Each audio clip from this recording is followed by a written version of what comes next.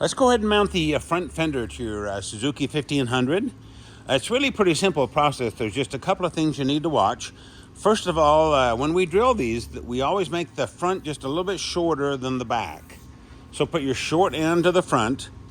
Then the other thing to watch for is on your mounting brackets.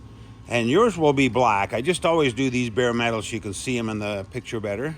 But anyway, on the side brackets, now you notice there's an extra 2 slots on this side. Put those to the back of the bike. Those go to the rear of the bike, and then the short end goes to the front. Let me flip this over and I'll show you how we mount these brackets.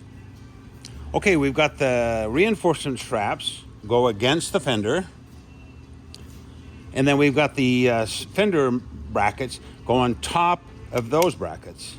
And then with that, you've got the washer and the nylock nut. These are not nylocks, so don't pay attention to that. But anyway, the washer and then the nylock. Now go ahead and put these on here. They're going to be a little tight, and on the newer bikes, you might get one. On these screws, we actually going to change them over to an Allen head, because these Phillips head are pretty tight with these nylocks. I swear the nylocks didn't used to be as tight as they are now, so we're going to switch those. But anyway, go ahead and tighten those up, but leave them just a little bit loose, because we need to adjust this a little bit when it's on the fender, on the bike. So get that all mounted up, and then we'll take the fender and the screws. We'll always give you an extra nut and washer and a few things just in case you drop one, because inevitably I drop one, it goes down somewhere and I never find it. So we always give you a couple of extras. Let's mount this to the bike.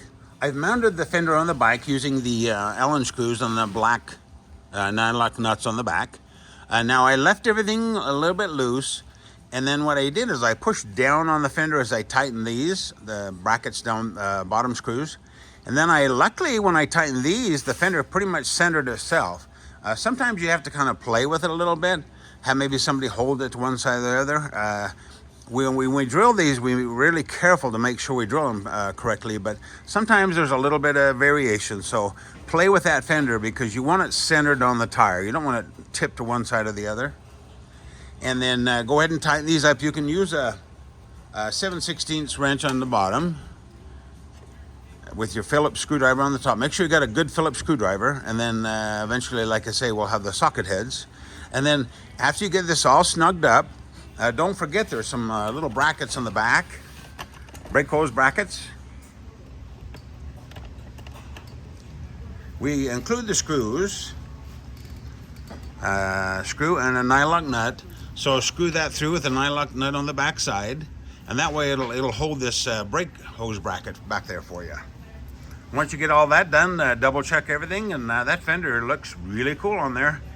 It's funny because this is the only bike that has this big fat front tire, and we just love it. It looks so cool.